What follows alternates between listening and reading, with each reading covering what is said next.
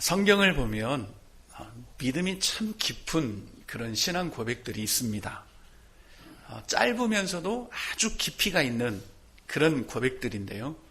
우리가 잘 아는 것처럼 죽으면 죽으리라. 에스더 왕비가 왕 앞에 나아갈 때 고백했던 그런 신앙 고백이죠.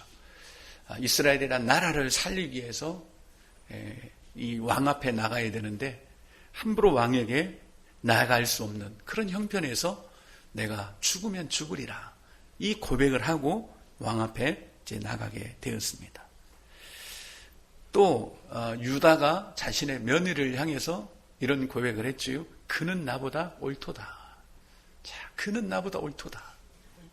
왜 이런 고백을 했는가 하면 자신은 하나님의 계보를, 하나님의 혈통을 이어야 된다는 그걸 까마득히 잊어버리고 살았는데 자신의 며느리는 어쨌든 이 하나님의 계보를 이으려고 했었던 그 며느리를 향해서 그는 나보다 옳도다. 이런 고백을 했습니다. 그리고 오늘 야곱이 하는 고백, 내가 자식을 잃게 되면 잃으리라. 내가 잃으면 잃으리라. 이 고백을 야곱이 하는 겁니다. 이런 고백을 했던 사람들의 공통점이 있습니다. 이 고백은 사람들이 멋있으라고 하는 게 아니에요. 이 고백은 정말 그들 안에서 진심으로 나오는 고백인데요. 이런 고백을 했던 사람들을 보면 공통점이 뭔가 하면 너무 쉬운 겁니다. 다 은혜를 받은 사람들이에요. 다 은혜를 받은 사람. 은혜를 받지 않고는 이런 고백을 할 수가 없습니다. 왜냐? 우리도 잘 아는 것처럼 우리가 은혜를 받으면요, 어떤 일이 일어나냐면은 자기 포기가 돼요. 내가 은혜를 받으면 자기 포기가 이루어진다니까요.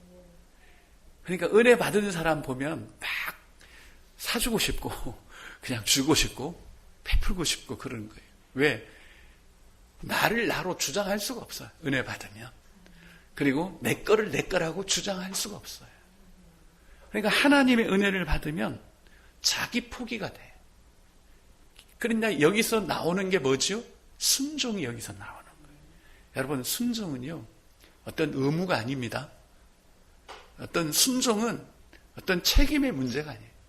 순종은 자기 포기에서 나오는 거예요.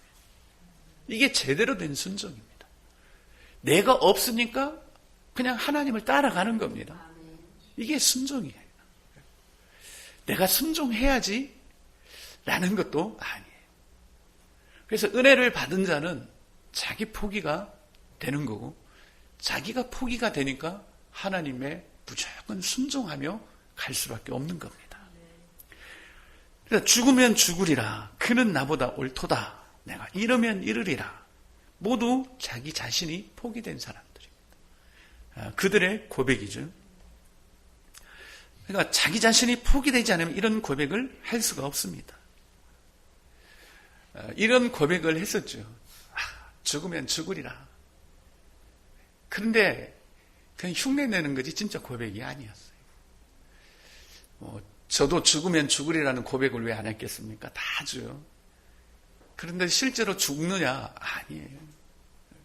죽으면 죽으리라 해도 여전히 살아있는 나를 보게 되죠. 뭐 하나 죽을 수도 없는, 작은 거에도 내가 죽을 수 없는. 그래서 죽으면 죽으리라. 이런 고백은 그냥 우리가 결심하고 하는 게 아니라 은혜를 받고 자기 포기가 된 사람들이 하는 고백이에요. 그래서 우리가 이렇게 가면 안 되겠습니다. 여러분, 죽으면 죽으리라는 결단을 하고 우리가 신앙생활을 해야 됩니다라고 하는 것은 옳지 않아요. 왜요? 먼저 우리가 은혜를 받아야 돼요. 정말 은혜를 받아야 됩니다. 또 그러죠. 유다가 그는 나보다 옳도다라고 했던 것처럼 우리가 모든 사람들을 옳게 여기며 삽시다라고 하는 것도 아니에요. 왜냐하면 그렇게 해서 될 문제가 아닙니다. 먼저 은혜를 받아야 돼요. 네. 여러분, 그렇죠? 은혜 받으면 다 어떻게 나보다 낮게 보이는 겁니다. 네. 나보다 낮게. 은혜가 없으면 전부 다 나보다 낮게 보는 거고 그렇습니다. 그래서 우리가 은혜가 없으면 아무리 다른 사람들을 옳게 보려고 해도 볼 수가 없어요. 은혜가 없으면. 그러나 은혜를 받으면 다 너는 나보다 옳다. 그렇게 인정이 되는 겁니다. 그래서 우리가 은혜가 필요한 거예요. 하나님의 깊은 은혜가 임하지 않고 내가 이렇게 살아야 되겠다 하는 것은 그는 여전히 어떻습니까? 구약적 삶인 겁니다. 그건 옛 신앙인 거예요. 옛 언약하에서 살아가는 겁니다. 우리는 결단에 의해서 되는 게 아닙니다. 성경은 뭐라 그러죠? 결단하지 말고 차라리 죽어라. 결단하지 말고 죽어라. 그게 성경이 우리에게 가르치는 겁니다. 그런데 참 이 부분이 결단하지 말고 죽어야 된다라고 하는 이 부분이 명확하지 않으면 큰 병폐가 될 수 있어요. 이것도 아니고 저것도 아니고 그렇게 될 수가 있습니다. 왜냐? 우리가 죽는다라는 것은 나는 죽었어 라고 하는 자기 선포가 아니지 않습니까? 근데 그걸 마치 자기 선포식으로 나는 죽었어. 그러니까 나는 또 아무것도 안 해도 돼. 요 부분, 이 부분이 가장 우리의 신앙을 사실은 악하게 만드는 겁니다. 왜요?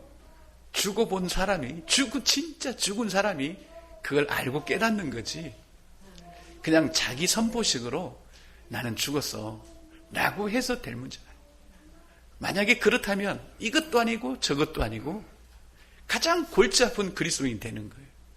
왜? 죽었다 하면서도 사실은 아니거든요. 그러기에 가장 어정쩡한 신앙인이 돼버리고 아마도 이제 오늘날 우리 현 시대의 신앙이 그런 그 폐단에서 온 게 아닐까.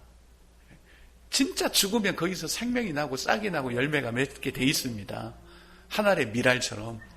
근데 죽지도 않은 것이 죽은 척하고 돌아다니니까 싹도 안 나고 거기서 뭐 열매도 없고 그러다 보니까 죄송한 표현이지만 참 애물단지가 돼가는 이런 표현을 하는 우리 마음이 아프죠. 오늘날 세상 사람들에게 기독교는 사실 애물단지와 같은 거예요.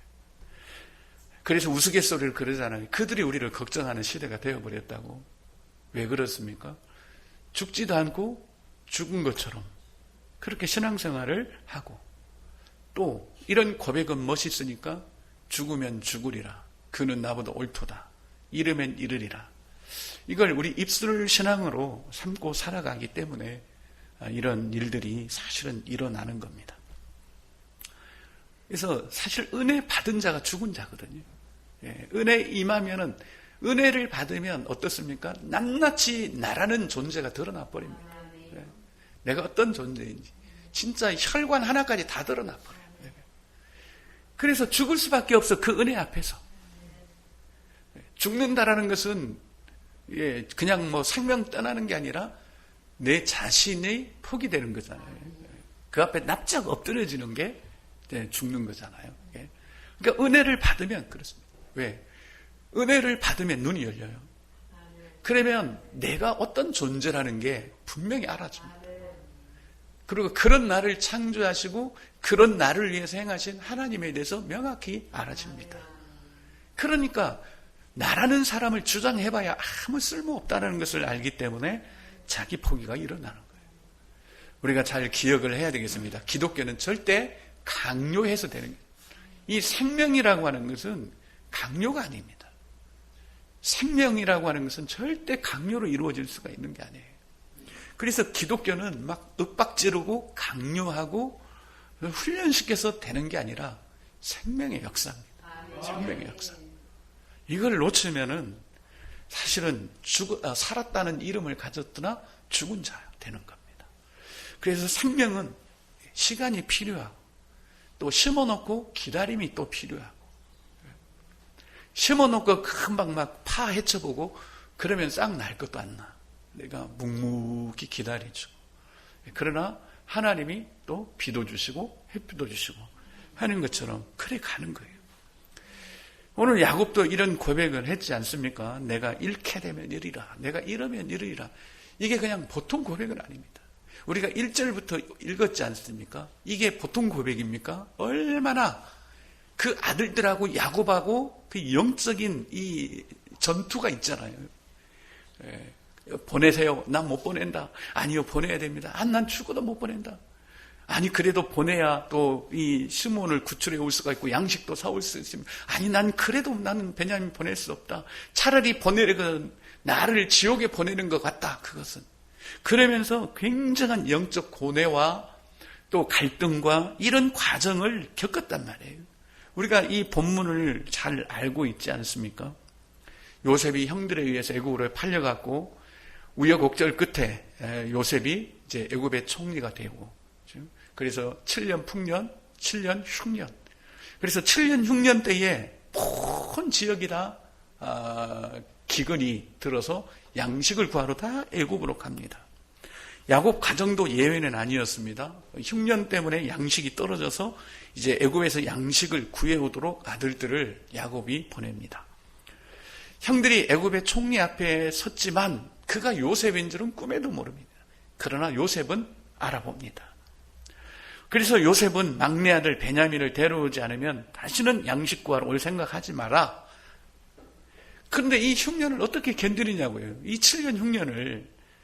오늘 말씀 보니까 이제 양식도 다 떨어졌어요. 또 구하러 가야 돼요. 안 그러면 꼼짝없이 굶어 죽는 겁니다.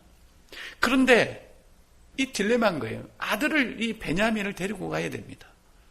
근데 야곱은 죽어도 못 보낸다는 겁니다. 요셉도 내가 그렇게 보냈거늘 베냐민마저 보내면 나는 정말 살 수가 없다. 그래서 이 베냐민만큼은 내가 지켜야 된다. 이 베냐민은 결코 내가 보낼 수 없다라고 간곡하게 이 야곱도 아들들에게 말을 하고 있습니다. 자, 그러면서 창세기 우리가 읽진 않았어요. 42장 우리가 38절입니다. 오늘 바로 앞에, 바로 본문 앞에예요. 자, 같이 한번 볼까요? 시작. 야곱이 이르되 내 아들은 너희와 함께 내려가지 못하리니 그의 형은 죽고 그만 남았음이라. 만일 너희가 가는 길에서 재난이 그에게 미치면 너희가 내 흰 머리를 슬퍼하며 스올로 내려가게 함이 되리라. 아멘. 절대 안 된다라는 거죠. 차라리 그러면 내가 막 지옥 가는, 나를 지옥 보낸 거하고 똑같다. 베냐민을 데리고 가서 문제가 생기면 너희들이 나를 지옥 보내는 거하고 똑같다라고 이야기를 하는 겁니다. 그런데 1절을 보세요. 그 땅에 기근이 심하고 그들이 애굽에서 가져온 곡식을 다 먹었습니다. 그래서 그 아버지가 그들에게 이르되 다시 가서 우리를 위하여 양식을 조금 사오라. 그런데 아들은 안 보낸 거예요. 그러니까 아들들도 어찌할 수가 없는 겁니다. 그렇게 계속 실랑이를 하는 겁니다. 그러다가 오늘 읽을 말씀 14절입니다. 같이 봅니다.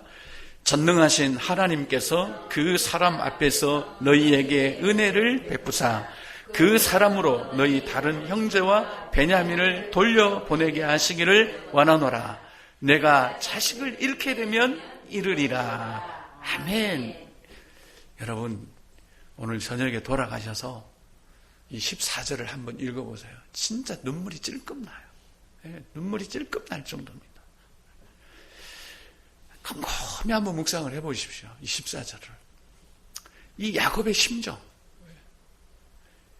지금까지 이 구절만 읽으면 또 잘 안 와닿죠. 앞에서부터 어떤 그런 과정 속에서 내가 잃으면 잃으려나 하는 이 고백이 나오게 되었는지 참 마음이 좀 그래요. 그러면서도 그 왜 그런 거 있지 않습니까? 그 슬픈 기쁨, 그게 묘하죠. 슬픈데 기뻐, 이게 이해가 되세요? 네, 막 슬픈데 기뻐. 깊은 슬픔이 있는데 또 기쁨이 거기에 묻어나는 거예요. 아마 14절이 그럴 것 같지 않을까. 내가 아들을 잃으면 잃을 거야. 그럼에도 기뻐. 근데 내가 아들을 잃으면 잃을 거야. 요 고백만 있다면 슬프죠. 그런데 거기에 뭐가 있습니까? 은혜가 있다라는 거지. 전능하신 하나님이 은혜를 베푸시면 요 은혜가 있기 때문에 아프면서도 그냥 기쁜 거예요. 야, 은혜라는 것이 이런 거구나. 우리 인생도 그렇잖아요. 우리 인생 솔직히 아프잖아요. 안 아픈 사람 없지 않습니까? 다 아파요. 그럼에도 불구하고 이 은혜가 있기 때문에 우리에게는 또 다른 기쁨이 있는 겁니다. 정말 중요한 것은 뭐죠? 야곱이 하나님의 은혜로 이제 모든 것을 보기 시작했다는 것입니다. 이게 은혜를 받은 사람이에요. 은혜를 받으면요, 모든 게 은혜로 보이기 시작합니다. 은혜를 받은 사람은 그 전까지 보이지 않았던 것들이 이제 은혜로 보이기 시작하는 거예요. 그래서 전능하신 하나님의 은혜를 베풀면 이 모든 것을 하나님께서 되돌려 놓으실 것이다. 딱 보니까 어떻습니까? 그래, 내가 이러면 이르리라. 이 고백이 거기서 나오는 겁니다. 그러니까 하나님의 은혜를 받으면 어찌 된다 그랬습니까? 자기 포기가 되는 거예요. 왜? 은혜를 받으면 눈이 열리잖아요. 첫째는 어떤 눈이 열립니까? 하나님을 보는 눈이 열리고 나를 보는 눈이 열립니다. 그러니까 나를 보니까 내가 지킬 수 있는 게 하나도 없어. 내가 걱정해서 될 일이 하나도 없어. 모든 것은 하나님께 의존되어 있는 거예요. 야곱도 그럴 거예요. 지금까지 보세요. 야곱이 얼마나 베냐민 지키려고 그렇게 했습니까? 그런데 은혜의 눈으로 보니까 어떻습니까? 내가 잃게 되면 잃으리라. 이건 은혜가 가져온 자기 복인 거예요. 그래서 사람들이 그런 고백을 한 겁니다. 죽으면 죽으리라. 그는 나보다 옳도다. 내가 잃게 되면 잃으리라. 여러분, 하나님의 은혜가 아니면요, 정말 이만한 거 하나도 포기할 수 없습니다. 이만한 거, 작은 거 하나도 자기 포기가 안 돼요. 이거 안 되면 우리가 신앙생활을 하지만 굉장히 힘들지요. 누가 나에게 말하는 거 하나도 우리는 못 들어요. 누가 나에 대해서 싫은 말 하는 거 하나도 우리는 못 들어요. 왜? 자기 포기가 안 되면 그렇습니다. 근데 은혜를 받은, 그래서 자기 포기가 되는 사람들은 너는 나보다 옳다. 스데반 같은 경우에도 돌 던지면 그 돌을 다 받아내는 거예요. 자기 포기 안 된 사람은 절대 그럴 수가 없습니다. 돌이 뭐예요? 그죠? 돌이 아니라 그냥 단어 하나만 나에게 던져도 10불이 나고 1000불이 나고 그걸 10배로 대갚아 주려고 하는 거예요. 근데 은혜 받은 스데반은 다 받는 거죠. 그러니까 우리가 늘 기도하잖아요. 하나님, 나도 스데반처럼 돌 잘 맞게 해주세요. 근데 그럴 문제가 아닌 거예요. 은혜를 모르면 돌 하나도 우리는 못 맞는다니까요. 그래서 우리는 어찌하든지 은혜를 받아야 됩니다. 하나님의 은혜가 우리를 살리는 거예요. 이 은혜라는 게 우리가 계속해서 지금 해오고 있잖아요. 은혜가 뭐였습니까? 다른 거 다 떠나서 은혜는 첫째는 하나님을 알고, 그렇죠? 그래서 그 하나님이 나를 위해서 무슨 일을 하시는다는 걸 알고, 그리고 그 하나님을 내가 실제로 인격적으로 만나고, 이게 은혜의 전부다라고 했잖아요. 그래서 은혜라고 하는 것은 그분과 관련되어 있지 않으면 사실 은혜가 아니다. 근데 많은 사람들이 은혜라고 이야기를 하면서도 전혀 하나님을 아는 것과 그분이 나를 위해서 행하시는 일과 또 그분과 내가 영적인 터치가 일어나는 일이 아닌 능히 세상도 줄 수 있는 그걸 자꾸 은혜라고 하다 보니까 은혜를 받지만 자기 포기는 안 되는 겁니다. 그런데 요 세 가지 은혜를 받으면 자기 포기가 됩니다. 뭐라 그랬습니까? 하나님을 일단 아는 거죠. 그리고 그분이 날 위해 무슨 일을 하시는지를 깨닫는 거죠. 그리고 실제로 그분과 영적인 터치, 접촉이 있는 겁니다. 그걸 가장 우리에게 구체적으로 해주신 분이 누구죠? 예수 그리스도입니다. 그래서 은혜는 우리 주 예수 그리스도로부터 오는 거죠. 그래서 그 은혜를 누리면 우리가 평강을 얻게 됩니다. 그래서 은혜와 평강은 항상 친구예요, 친구. 은혜 없이 평강이 없습니다. 그것도 이해가 되시죠? 왜 은혜가 오면 평강이 오는지? 왜? 자기 포기가 되니까 평강이 오는 겁니다. 내가 평안하지 않은 것은 절대 자기 포기가 되지 않으면 우리는 평안할 수가 없습니다. 은혜를 받고 자기 포기가 돼야 우리가 평안할 수가 있습니다. 그러기에 이 하나님의 은혜가 임하면 내가 내 걸 지키려고 안 하는 겁니다. 왜? 그래봐야 아무 소용없습니다. 내가 내 걸 지키려고 하는 게 아니라 우리는 그분을 그냥 따라가면 부족함이 없는 거예요. 우리는 부족한 것을 막 채우려고 하는 사람들이 아니라 부족한 것 있지만 부족함을 느끼지 않는 이 은혜를 받으려고 하는 거예요. 그게 우리에게 주어진 이 은혜입니다. 그러나 은혜 받지 않은 사람들은 자신의 삶과 자신의 인생을 다 자기가 자기 힘으로 지키려고 하는 겁니다. 그래서 오늘 야곱이 그런 거예요. 처음에는 자기가 이 베냐민을 지켜야 된다. 나 요셉 잃어버렸다.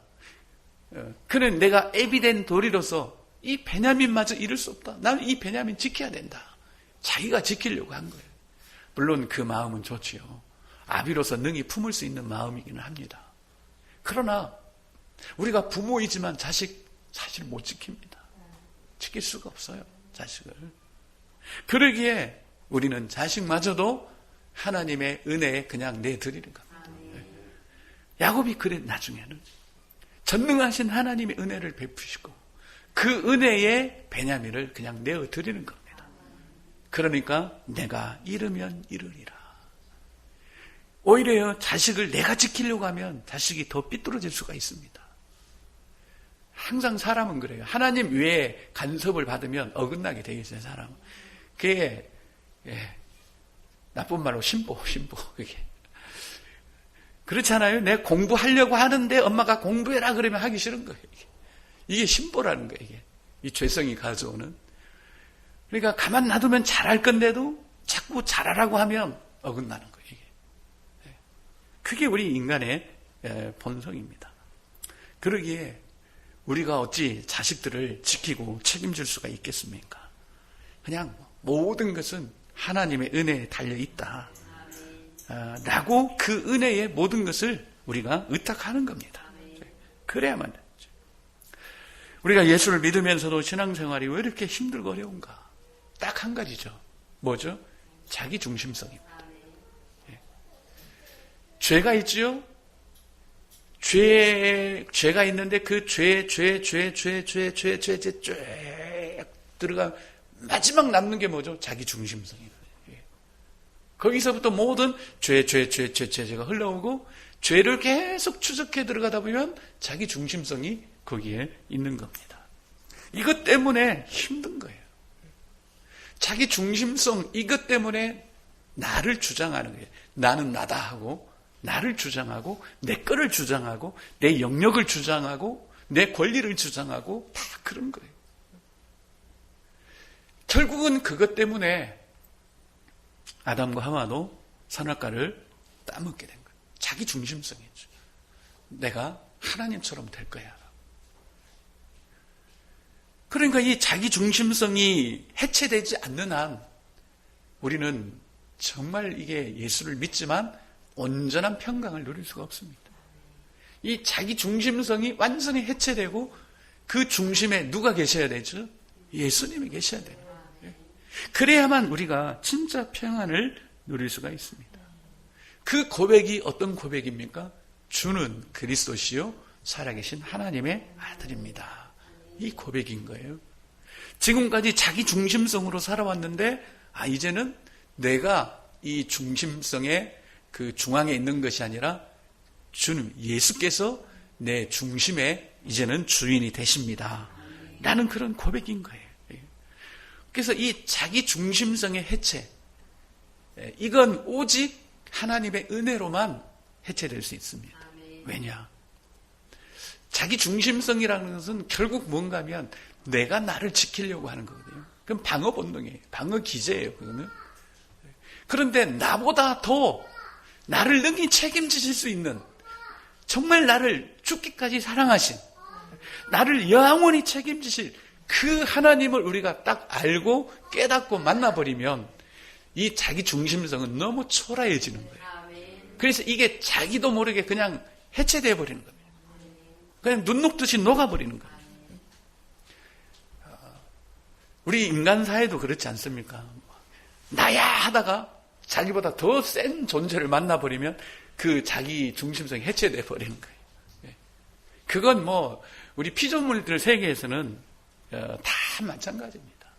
짐승들도 그래요. 막 으르릉 하다가 더 센 게 있으면 그냥 깨갱깨갱 하고 그 해체돼 버려요. 자기 중심성이다. 그러니까 우리가 그 하나님을 만나야 된다는 겁니다. 그 하나님을 알아도 진짜 제대로 알아야 돼요. 하나님이 얼마나 크신 분인지. 제가 오늘 그런 그 마음에 괜히 그런 생각이 드는 거예요. 야, 내 안에 정말 하나님을 경외하는 게 없는 것 같다. 막 이런 마음이 드는 거예요. 갑자기 오늘. 정말 그 하나님을 내가 경외해야 돼. 막 무섭고 두려운 존재가 아니라 너무 좋기 때문에 너무 좋은 거를 막 우리가 경외하잖아요. 이렇게. 야, 내 안에 정말 하나님을 경외하는 게 없는 게 아닐까. 이런 마음이 드는 거예요. 갑자기. 그러면서 마음이 참 묘해지더라고요. 근데 또 그 생각이 들면서 내 중심성이 또 순간적으로 해체가 되는 그런 거를 좀 오늘 느끼게 되었어요. 정말 우리 안에 하나님을 경외함이 제대로 있으면 자기 중심성은 다 해체됩니다. 그럴 수가 없어요. 우리는 피조물이기 때문에 시간이 많이 갔네요. 그래서 하나님께서 항상 하시는 말씀이 있습니다. 보아라, 공중의 새를 누가 먹이냐? 들의 백합화를 누가 입히고 돌보느냐? 하물며 너희일까 보냐? 이 믿음이 적은 자들아, 생각해봐라. 너희가 너희 키를 한 자나 키울 수 있느냐? 너희가 머리카락 하나라도 희게 할 수 있느냐? 너희가 너희 인생 책임질 수 있느냐? 너희 삶 책임질 수 있느냐? 너희 인생, 너희 삶을 스스로 책임지려고 얼마나 너희 수고하고 무거운 짐을 지고 있느냐? 그러지 마라. 다 내게로 오라. 내가 너희를 쉬게 하겠다. 그렇게 주님이 부르시는 겁니다. 오늘 야곱을 봐도 그렇습니다. 은혜 받기 전에는 자기가 아들을 지켜야 한다고 생각을 하고 힘들어했지만 전능하신 하나님의 은혜로 보게 되니까 내가 자식을 잃게 되면 잃으리라. 이렇게 고백을 한 겁니다. 우리가 늘 하는 고백이 있지 않습니까? 나의 날인 것은 오직 하나님의 은혜였다. 내가 지킨 거 하나도 없다. 내가 만든 거 하나도 없다. 내가 이룬 것 없다. 다 그분이 나를 통해서 하신 일들이다. 여러분, 누가 이런 고백을 할 수 있습니까? 하나님의 은혜를 받은 사람. 그래서 그 은혜로 모든 것을 볼 수 있는 사람. 내 인생을 적어도 은혜로 볼 수 있어야만 우리가 이런 고백을 할 수가 있습니다. 정말 은혜를 받으면 내 인생을 은혜로 볼 수가 있습니다. 그러면 내 모든 희노애락이 세상 것에 달려있는 게 아니라 하나님께 달려있다고 보는 거예요. 이런 하나님의 은혜가 없다면 얼마나 암울하고 고통스러운 삶이겠습니까? 평안이 없지요. 요셉을 잃었다. 베냐민도 잃게 될지 모른다. 그러면서 미래가 전혀 없는, 양식을 구하러 가야 되는데 가지 못하는, 미래가 열려있지 않는, 꽉 닫혀버린 이런 삶을 살아갈 수밖에 없습니다. 그러나 은혜를 받은 자의 미래는 무한히 열려 있습니다. 영원까지 열려 있습니다. 은혜가 없으면 하루하루가 절망이요, 내일이 불확실하지만 은혜가 있으면 오늘도 소망이고 내일도 열려 있습니다. 우리의 미래를 열어가는 것은 내가 아닙니다. 그건 하나님의 은혜입니다. 나는 은혜가 여는 하루하루를 살아가는 거예요. 그러기에 우리는 다른 것보다도 죽으면 죽으리라는 일사각오로 살자는 것이 아니라, 그는 나보다 옳도다라고 모든 사람들 옳게 여기며 사는 게 아니라, 이르면 이르리라는 그런 마음으로 사는 게 아니라, 우리는 하나님을 힘써 알아야 됩니다. 우리는 여호와를 힘써 알아야 됩니다. 정말 그리스도를 아는 일에 나의 시간과 마음을 들여야 됩니다. 그래서 그분을 아는 만큼 우리의 은혜가 되고, 야, 그 하나님이 이런 일을 지금 나에게 하시고 내 인생 속에서 이런 계획을 가지고 계시는구나 라고 우리가 깨달을 때 그 은혜가 우리를 평안케 하고요. 또 실제로 그분이 내가 인격적으로 경험이 되고 체험이 될 때 우리는 그분을 따를 수밖에 없고 우리는 순종할 수밖에 없습니다. 그래서 순종은 어떤 의무감이 아니고 어떤 책임감도 아니고, 순종을 해야 복을 받는 게 아니고 이미 복 받은 자가 순종하는 자, 이미 복을 받은 자가 순종하는 자라는 것을 우리가 알기 때문에, 그래서 이 은혜 받는 일을 우리가 먼저 해야 되는데, 은혜는 그저 말씀 우리가 깨닫고 그 다음에 마음이 좀 평안하고 이 은혜가 아니라 분명히 세 가지, 우리가 그분을 알고 그분이 행하시는 일들을 우리가 깨닫고 그 다음에 그분을 우리가 만나는 이 은혜가 저와 여러분들에게 넘쳐서 우리가 평안으로 살아갈 수 있기를 주님의 이름으로 간절히 기도합니다.